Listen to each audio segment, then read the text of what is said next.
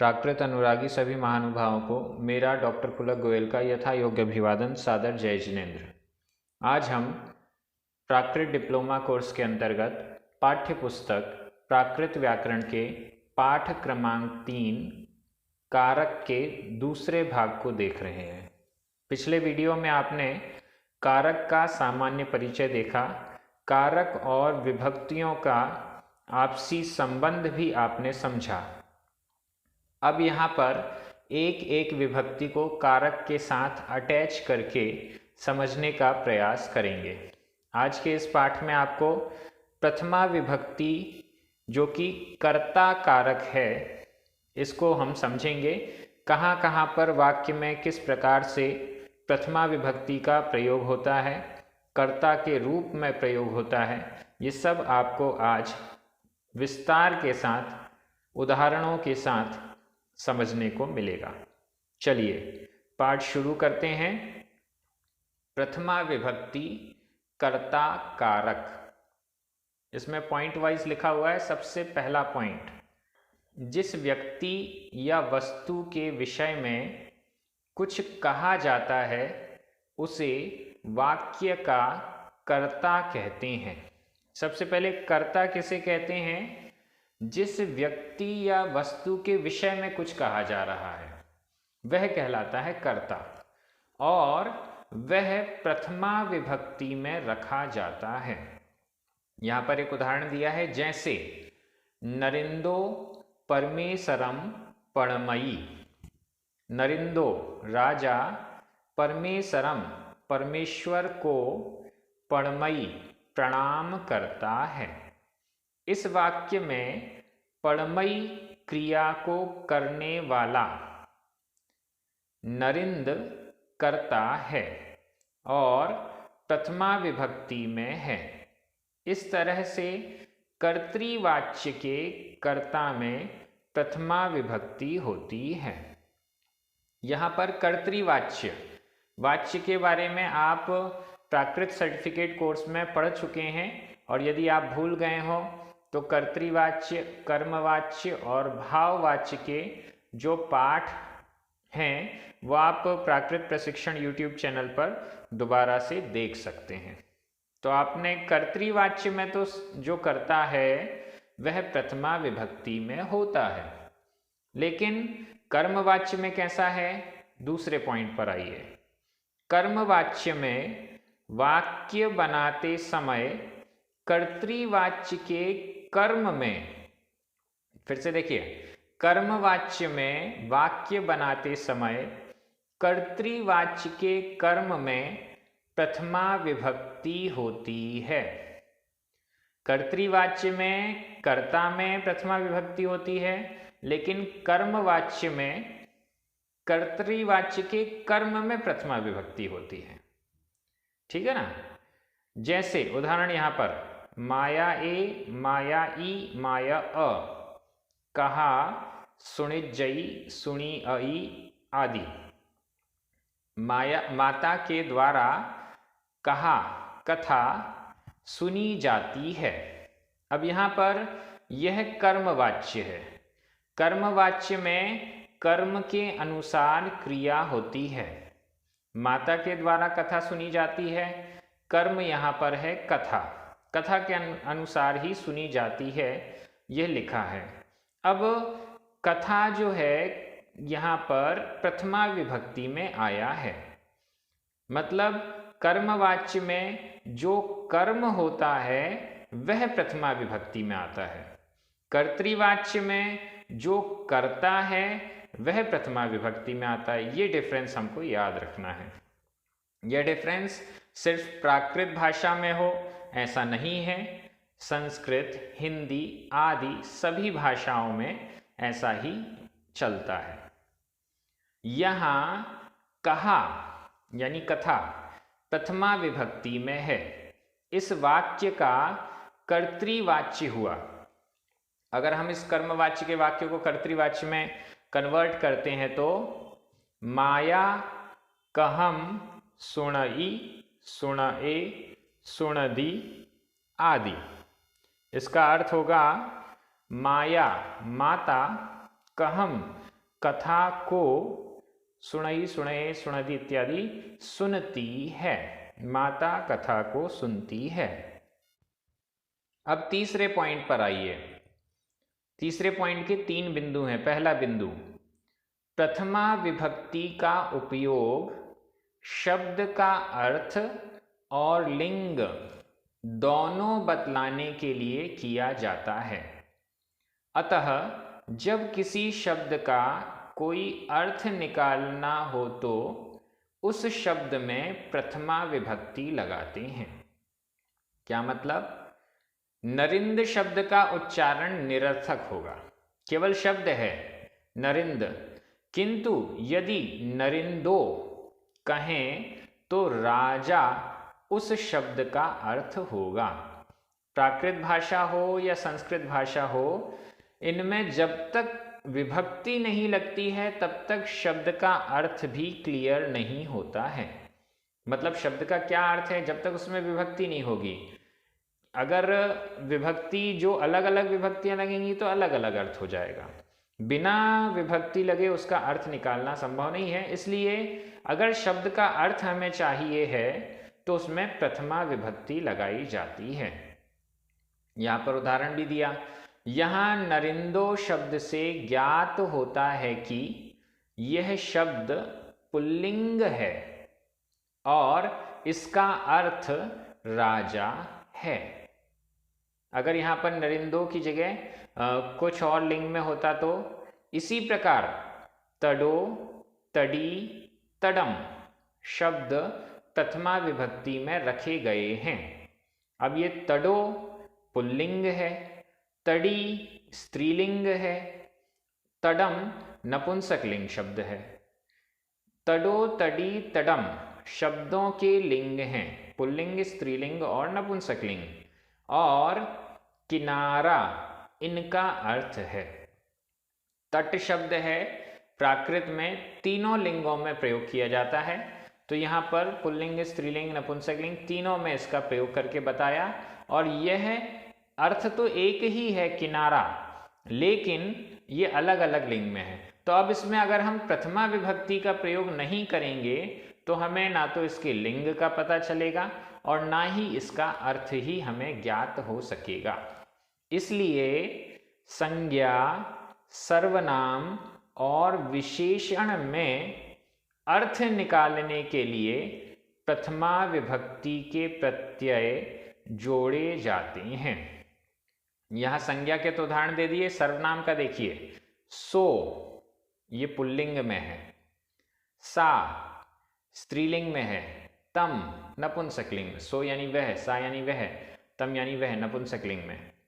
मणोहरो pulling, मणोहरा स्त्रीलिंग और मणोहरम नपुंसकलिंग। हमें किसी भी शब्द में अगर उसका अर्थ चाहिए है तो प्रथमा विभक्ति में उसका प्रयोग करना होगा, अन्यथा उस शब्द का अर्थ क्लियर नहीं हो पाएगा। इसमें दूसरा बिंदु है, वस्तु का परिमाण या नाप बताने के लिए प्रथमा विभक्ति का प्रयोग होता है। जैसे सेरो ये पुल्लिंग में है, गोहूमो एक सेर गेहूं, एक सेर गेहूं। यहाँ प्रथमा विभक्ति से सेर का नाप विदित होता है। कोई भी नाप, एक गिलास पानी, तो अब वो एक ग्लास या 1 किलो अनाज तो किलो, इसको हमें बताने के लिए प्रथमा विभक्ति का प्रयोग करना होगा। तीसरा, संख्या का ज्ञान कराने के लिए, संख्या का ज्ञान कराने के लिए भी प्रथमा विभक्ति का प्रयोग होता है। जैसे एक्को एक, तिन्नी 3 आदि। संख्या भी हमें बतानी है, 1 2 3 गिनती गिननी है, तो उन सब में प्रथमा विभक्ति का प्रयोग हमें करना होता है। अब यहाँ पर चौथा पॉइंट दे रहे हैं, चौथा बिंदु दे रहे हैं, संबोधन में प्रायः प्रथमा विभक्ति का प्रयोग होता है। संबोधन और प्रथमा विभक्ति एक से ही होती हैं। जैसे हे देवो, हे साहू अन्य रूप भी मिलते हैं, जैसे हे कमल, हे वारी, हे महु, हे गामणि, हे स्वयंभू, हे लच्छी, हे बहु आदि। यहाँ इतने स्थानों पर प्रथमा विभक्ति का प्रयोग होता है। आगे बहुत अच्छा पॉइंट रख रहे हैं, कर्ता और क्रिया का समन्वय।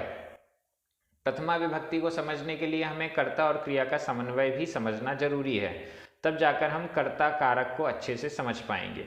इसका सबसे पहला पॉइंट है, क्रिया का पुरुष तथा वचन कर्ता के अनुसार होता है। जो भी वाक्य बनते हैं, वाक्यों में कर्ता जैसा है वैसी ही क्रिया होती है। कर्ता के अनुसार, क्रिया का पुरुष और वचन कर्ता के अनुसार होता है। इसमें क ख ग 3 पॉइंट हैं। यदि कर्ता अन्य पुरुष एक वचन अथवा बहुवचन का हो तो क्रिया भी अन्य पुरुष एक वचन अथवा बहुवचन की होगी। ख, यदि कर्ता मध्यम पुरुष एक वचन अथवा बहुवचन का हो तो क्रिया भी मध्यम पुरुष एक वचन अथवा बहुवचन की होगी। और इसका ही तीसरा ग, यदि कर्ता उत्तम पुरुष एक वचन अथवा बहुवचन का हो तो क्रिया भी उत्तम पुरुष एक वचन अथवा बहुवचन की होगी। इसका उदाहरण देखिए, तो आपको बहुत पहले भी मैंने कई बार समझाया है। पहला, रामो झाई, रामो राम, झाई ध्यान करता है, राम ध्यान करता है। अब यहाँ पर देखिए, रामो राम यह अन्य पुरुष एक वचन का है, तो झाई ये क्रिया भी किसकी है? अन्य पुरुष एक वचन की। यहाँ कर्ता अन्य पुरुष एक वचन का है तो क्रिया भी अन्य पुरुष एक वचन की प्रयुक्त हुई है। अक्सर लोग इसमें गड़बड़ी करते हैं, ऐसी गड़बड़ी नहीं होनी चाहिए। अगर यहाँ रामो अन्य पुरुष है तो क्रिया झाई ये आएगी, झा आमी नहीं आ सकती, झा सी नहीं आ सकती। दूसरा उदाहरण, तुमम झासी, तुमम तुम, झासी ध्यान करते हो। यहाँ पर कर्ता, कर्ता क्या है? तुमम। यहाँ कर्ता मध्यम पुरुष एक वचन का है तो क्रिया भी मध्यम पुरुष एक वचन की प्रयुक्त हुई है। ठीक है ना, मध्यम पुरुष का कर्ता है तो क्रिया भी मध्यम पुरुष की है। एक वचन में है तो क्रिया भी एक वचन में है। अगर बहुवचन की होती तो क्रिया भी मध्यम पुरुष बहुवचन की हो जाती। तीसरा उदाहरण, अहम झाआमी, अहम मैं, झाआमी ध्यान करता हूँ, मैं ध्यान करता हूँ। अब यहाँ कर्ता उत्तम पुरुष एक वचन का है, अहम मैं, तो क्रिया भी उत्तम पुरुष एक वचन की प्रयुक्त हुई है, ध्यान करता हूँ, झाआमी। अब ऐसा वाक्य तो नहीं बनता राम ध्यान करता हूँ या तुम ध्यान करता हूँ, ऐसा नहीं, मैं ध्यान करता हूँ। हिंदी में भी ऐसा ही है और ये हमें प्राकृत में भी ध्यान रखना चाहिए। और क्या समझना है हमें? जब हमें प्रथमा विभक्ति का प्रयोग करना है क्रिया के साथ तो क्या क्या? वाक्यों में जब दो या दो से अधिक कर्ता संज्ञाएं हो तो, कई बार ऐसे प्रश्न आते हैं, ध्यान से देखिए, वाक्यों में जब दो या दो से अधिक कर्ता संज्ञाएं हो तो क्रिया बहुवचन की होगी। अब कई बार ये होता है, अभी तो उदाहरण दिया राम ध्यान करता है, लेकिन वाक्य बन रहा है राम, सीता, लक्ष्मण ये सब ध्यान करते हैं, तो कैसे वाक्य बनेगा? रामो हरि य चिट्ठन्ति, रामो राम, हरि य और हरि चिट्ठन्ति बैठते हैं। अब यहाँ पर क्या हुआ? राम और हरि, राम एक वचन में है, हरि यह भी एक वचन में है, लेकिन दोनों के साथ जो क्रिया आ रही है वो बहुवचन की आ रही है। राम और हरि बैठते हैं, वाक्य ये नहीं बना राम और हरि बैठता है, बैठता है नहीं आ रहा है, बैठते हैं बहुवचन में आ रहा है। तो यहाँ ये स्पष्ट है, अगर दो या उससे अधिक कर्ता हैं और वो जुड़े हुए हैं, एक प्रकार की ही क्रिया चल रही है, तो वह बहुवचन में चली जाएगी। अगला पॉइंट, जब अनेक संज्ञाएं अलग अलग समझी जाती हैं अथवा अनेक संज्ञाएं एक साथ मिलकर केवल एक विचार को प्रकट करती हैं, तो क्रिया एक वचन की होगी। जैसे, ये आपको समझ में नहीं आया होगा, इसका उदाहरण देखेंगे तो समझ में आएगा। कोहो माणो माया लोहो संतिम नासेई। कोहो क्रोध, माणो मान, माया, लोहो लोभ। क्रोध मान माया लोभ संतिम शांति को नासेई नष्ट करता है, नष्ट करते हैं। क्रोध मान माया लोभ शांति को नष्ट करते हैं। अब यहाँ पर कोहो माणो माया लोहो ये संज्ञाएं हो गई, चार अलग अलग संज्ञाएं हो गई, कर्ता हो गया, लेकिन इनको मिलाकर नासेई में बहुवचन नहीं किया गया बल्कि एक वचन किया गया। उसका क्या कारण है?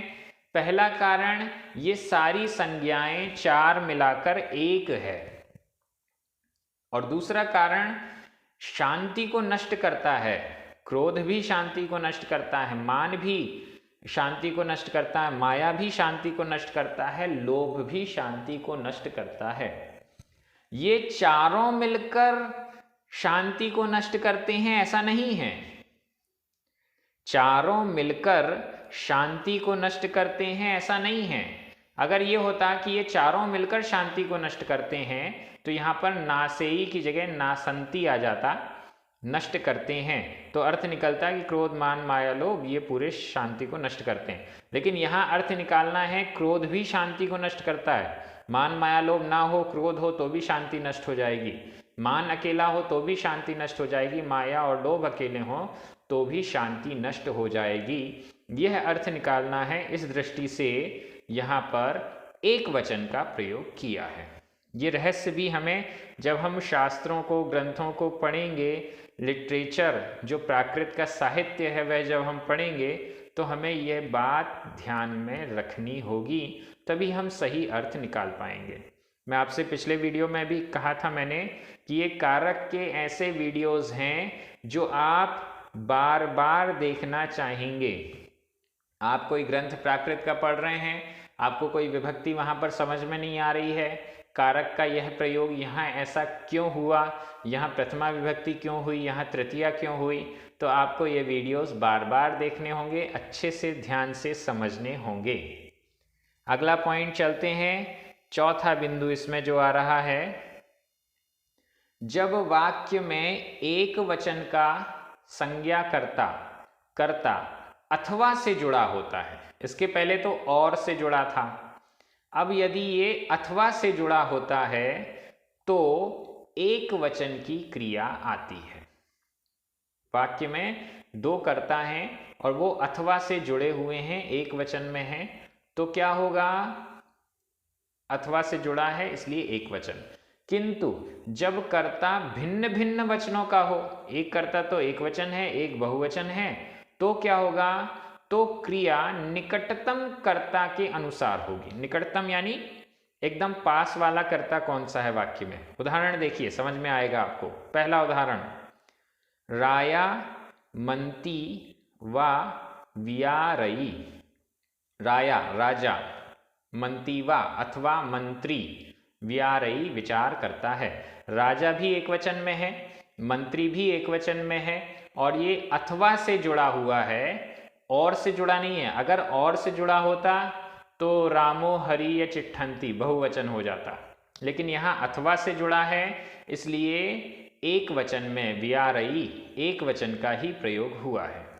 दूसरा उदाहरण, ससा वा भाई वा बालआ आगच्छन्ति। ससा बहिन एक वचन है, भाई एक वचन है, बालआ बालक ये बहुवचन है। अब इन तीनों में सबसे निकटतम कौन है? बालआ बालक बहुवचन, इसलिए आगच्छन्ति यह भी बहुवचन में हो रहा है। अगर यहाँ वा की जगह यह होता, च होता, और होता तो बहुवचन हो ही जाना था, लेकिन यहाँ पर अथवा है। अथवा में भी अगर बाल आ पहले होता और ससा बाद में होता तो ससा एक वचन है तो एक वचन के अनुसार आगच्छन्ति नहीं आता, आगच्छई आ जाता। तो यहाँ निकटतम बाल आ बहुवचन में है, इसलिए क्रिया भी आगच्छन्ति बहुवचन में हुई है। आपको बहुत अच्छे से समझ में आ रहा होगा, मुझे भी बहुत अच्छे से समझने में भी आ रहा है और समझाने में आनंद भी आ रहा है। 5वां पॉइंट, अगला प्रश्न। अभी तो ये संज्ञा चल रही थी, अब सर्वनाम पे आइए। सर्वनाम में क्या होता है? जब उत्तम, मध्यम तथा अन्य पुरुष के कर्ता हो तो क्रिया उत्तम पुरुष बहुवचन की होगी, और जब मध्यम पुरुष तथा अन्य पुरुष का कर्ता हो तो क्रिया मध्यम पुरुष बहुवचन की होगी। उदाहरण देखिए, जैसे पहला सो, ये अन्य पुरुष का है एक वचन। तुमम मध्यम पुरुष का है एक वचन। अहम उत्तम पुरुष का है एक वचन, और ये जुड़े हैं च से। सो, तुमम, अहम, च, उठ्ठमो। सो वह, तुम और मैं, उठ्ठमो उठते हैं। अब यह उठ्ठमो बहुवचन में हुआ, उत्तम पुरुष का बहुवचन। अगर यहाँ पर अहम उत्तम पुरुष का नहीं होता, मध्यम पुरुष और एक वचन का ही होता, तो क्या बनेगा सेंटेंस? सो तुमम च उठ्ठः। सो वह, तुमम च और तुम, उठ्ठः उठो उठते हो, वह और तुम उठते हो, तो यह मध्यम पुरुष का बना। और अगर सभी अन्य पुरुष के हैं तो वे बहुवचन अन्य पुरुष के बहुवचन में चले जाएंगे, वो सिंपल है। अंतिम 6वें नंबर का, जब भिन्न भिन्न पुरुषों के दो या दो से अधिक कर्ता अथवा से जुड़े हों। 5वें पॉइंट में तो और से जुड़े थे, अब यहां अगर अथवा से जुड़े हैं तो क्या होगा? तो क्रिया का पुरुष और वचन निकटतम पद के अनुसार होगा। जैसे उदाहरण यहां पर दिए गए हैं, दो आपके सामने हैं। सो अम्हे वा कज्जम कर्मो। सो वह अन्य पुरुष का है, अम्हे हम, यह उत्तम पुरुष बहुवचन का है। वा अथवा कज्जम कर्मो, कज्जम कार्य को कर्मो करते हैं, वह अथवा हम कार्य करते हैं। और दूसरा वाक्य बना, अम्हे सो वा कज्जम करई, हम अथवा वह कार्य करता है। अब यहां पर निकटतम कर्ता कौन हुआ? ऊपर वाले सेंटेंस में तो अम्हे हम, तो इसलिए आ रहा है हम कार्य करते हैं, और नीचे वाले सेंटेंस में इसको उल्टा कर दिया, अम्हे को पहले सो को बाद में, तो यहां पर क्रिया में सो के अनुसार वह कार्य करता है, हम अथवा वह कार्य करता है। तो यहां पर निकटतम जो है, जो भी संज्ञा है उसके अकॉर्डिंग यहाँ क्रिया बन जाएगी। इस प्रकार से आज का पाठ यहीं संपन्न होता है। अगले पाठ में हम द्वितीय विभक्ति कर्म कारक के बारे में सीखेंगे, कहाँ कहाँ पर द्वितीय विभक्ति लगती है। आप इस पूरे पाठ में जो भी आपने सीखा है उसका नोट्स बनाइए, अपनी कॉपी में उसके वाक्य लिखिए। अगर आप प्राकृत के वाक्य लिखना नहीं आ पा रहा है तो हिंदी के वाक्य लिखकर इसको समझिए फिलहाल, और इसके बाद फिर प्राकृत के वाक्य बनाइए, ट्रांसलेट कीजिए। आप सभी बहुत अच्छे से लगन के साथ प्राकृत भाषा सीख रहे हैं, सबको बहुत बहुत धन्यवाद। हमारे जो पुण्यार्जक हैं जिनके निमित्त से YouTube पर यह कार्य परमानेंट हो रहा है, उनको भी बहुत बहुत धन्यवाद। सभी को जय जिनेंद्र।